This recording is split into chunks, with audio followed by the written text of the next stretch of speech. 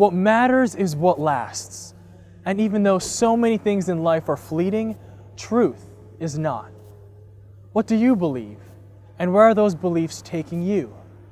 The people we'll meet today reached a point where they were searching for a truth that made absolute sense. Once they found it, they knew it would provide lasting stability and peace. Hi, I'm Martin Zaruto, and welcome to Stories of Faith.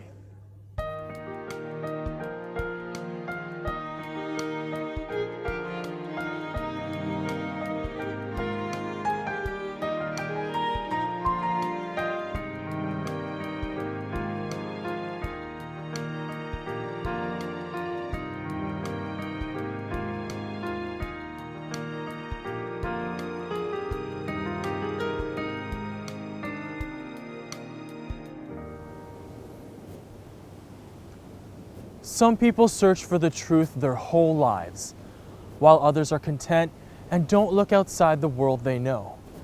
Anthony and Monica Vincent grew up in different countries, and though worlds apart, one common purpose would eventually bring them together. Yeah, I was born actually in India.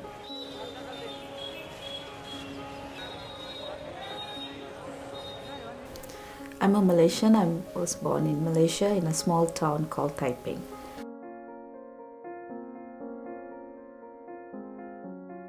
Monica was raised as a Seventh-day Adventist, but her aunts practiced a very different religion in her home. We used to have idols in our home. I was a little girl and they would always tell us to worship those idols as well, which I refused to do. But I know that those idols are not God, they are just idols. Anthony was raised as a devout Catholic. I used to be an altar boy. I had to go early in the morning to church and help the priest prepare the table where he does the Mass. My mom used to wake me up at 6:30 in the morning, and we as a family, we were very devoted Catholics, and I used to go to worship service, attend the worship service in the Catholic Church every day. Every day his traditions, routines, and religious practices were just a part of life that Anthony never thought to question.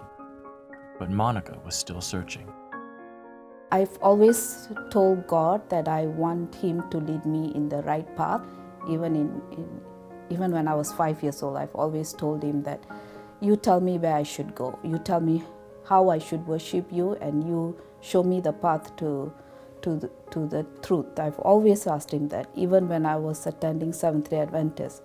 Maybe I had a sense, or maybe He was guiding me to know that this is not the true way. Though Monica was the one searching, Anthony would be the first one to find the truth. No, I will never say that it was by luck. It is God's calling, because He knew how much I loved and I tried to serve Him. But the problem is I wasn't serving the true God. After leaving India, Anthony would discover the truth through a friend. I met a colleague of mine who is a member of the church, and he's also a deacon. And I'm just wondering, how come he says we shouldn't worship idols? And he says there is no Trinity. So I asked him, how do you say Christ is just a man and He's not God? He started giving proof, the verses from the Bible. And that really surprised me. I said, how come of all these years I've been a true member of the Catholic Church, I've been serving God, how come no one told me, even the priest, all these years I've been serving and worshiping the false God, and now God has opened my eyes for me to have His true meaning and to know Him as the true God, so that I'll be able to attain salvation. Anthony would be baptized into the Church of Christ in 1991. Having found the truth, he was eager to share his faith with others who were searching for God. I think He was my guide to God. I've always felt that there's something lacking, even though I may not be able to put my finger on it and tell why or what it was lacking, I've always continued to pray. Show me the true path. I've actually stopped asking that since becoming a member in the church. So I've never even realized it until this moment. So that means my I've already got my answer. Monica and Anthony would later marry.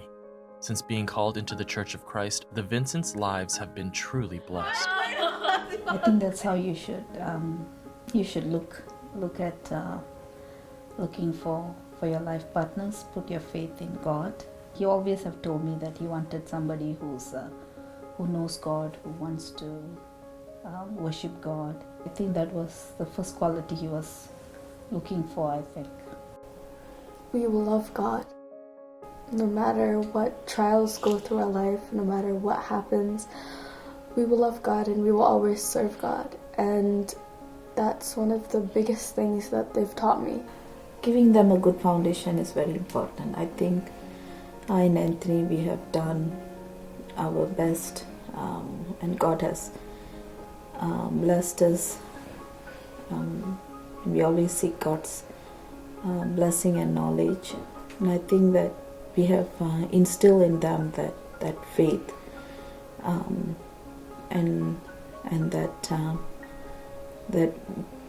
that goal in their life, that to have God in their life always. So I want them to remain active in their duties so that they will also have a family who will be raised up inside the Church of Christ, and for each and every one of them to attain salvation on the day of judgment.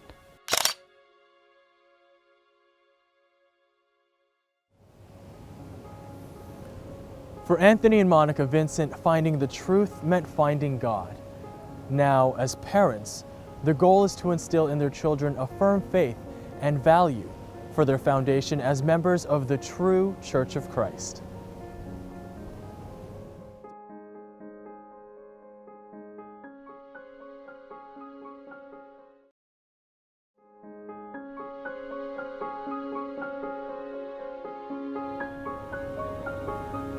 Welcome back to Stories of Faith. Andrea Papa spent most of her life content in her religion. But when she was introduced to the Church of Christ, Andrea was moved to step outside her comfort zone and explore the truth. I think now about how the church is telling the members to fight for their faith. From the day I started attending Bible studies until now, I have had to fight for my faith.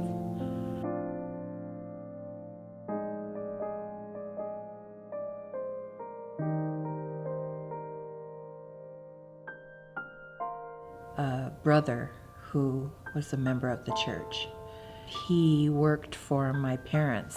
We would have debates about religion, and that's how I was first introduced to the Church of Christ.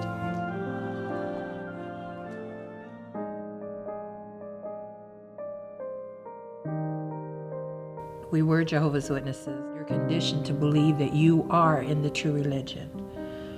And you don't ask questions, you never question your faith. They're always studying to make sure or to reaffirm what they believe, but they don't seek out other religions to compare. My sister would ride the ferry to Seattle, which I didn't know. So on this specific date, I rode the ferry over with her. Everyone was so loving and so kind, and they were so happy to meet me and greet me. They had heard so much about me. And then they introduced me to the minister. So he started preaching, and it was like a light bulb went on in my head. He handed me the Bible, and he told me, from now on, when we read the scriptures, I want you to look it up and I want you to read it. And that was the biggest help for me in reaffirming what he was telling me was the truth. I had to see it, I had to look it up, and I had to read it myself. It was like this insatiable appetite. I could not get enough.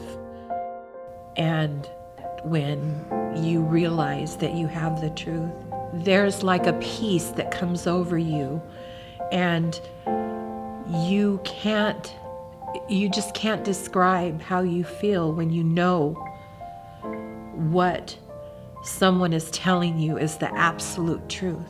And that's how I felt at that moment. And from that day, I never looked back. I've never once doubted the decision that I made on that day to become a member of the church.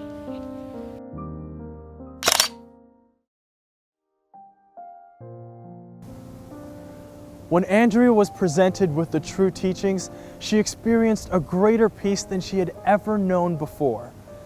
In joining the Church of Christ, she knew she was on solid ground. Don't go away, more stories of faith when we return.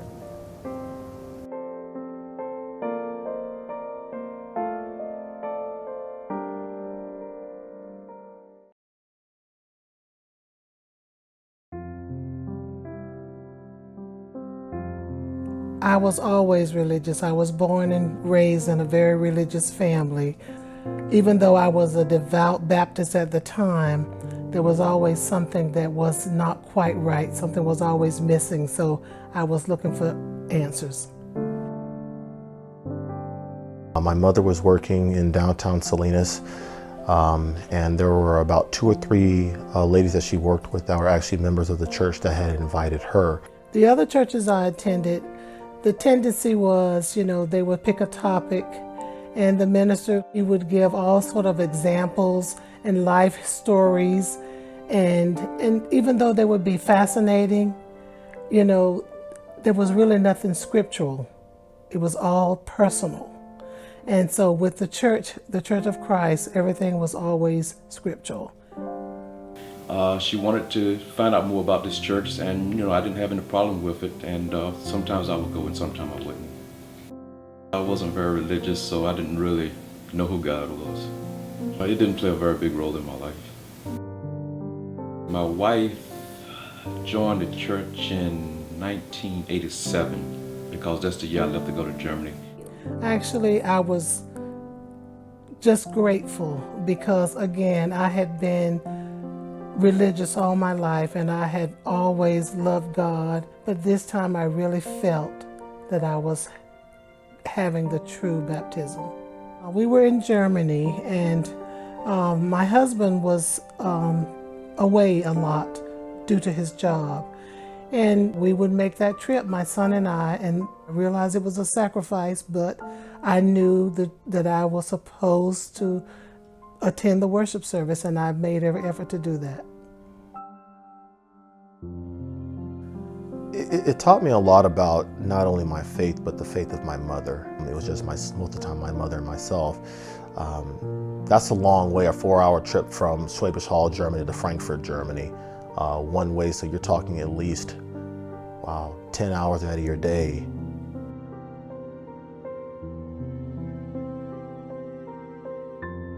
Knowing the true Christian way to raise my son was very important. And that's what I learned when I became a member of the Church of Christ. I always ask God for His mercy to enlighten my family, to save my entire family, because I wanted us all to be one family together, worshiping Him, and hopefully one day in the Holy City together.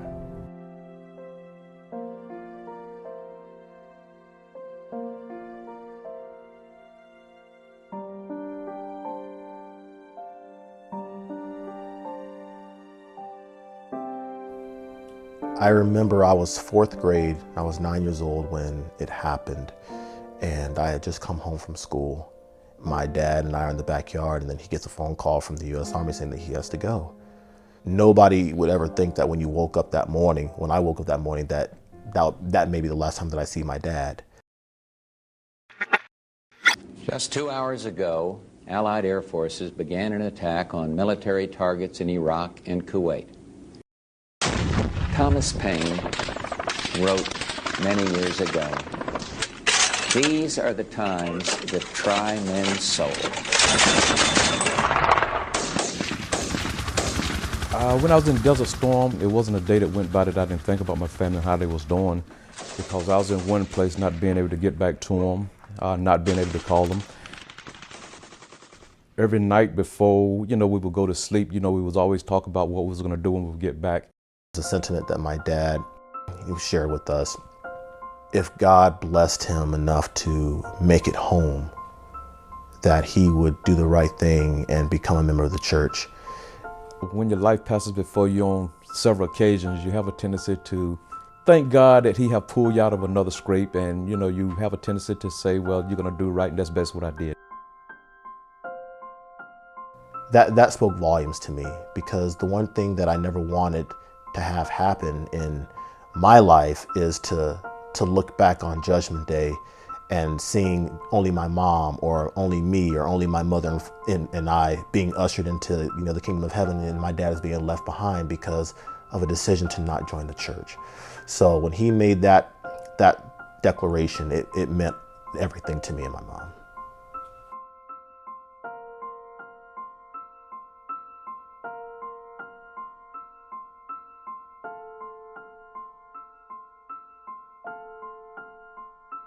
Actually, once I became a member of the church and I found out how important it was to continue to come to the worship services every worship service, I started to do a lot better. You never know what situations may come in life to where you may be separated from your family. But the one thing that is constant in our life is no matter where we are, no matter what, we're always going to be attending the worship service. So I can pick up the phone, call them, we could talk about worship service, we could talk about a particular hymn that may have resonated with us because of the words that were being spoken. So it's a great feeling.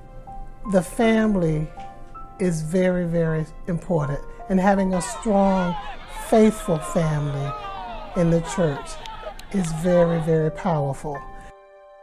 And so I thank God that all three of us are still members and holding on to our faith, and one day we hope to reap the rewards of our salvation.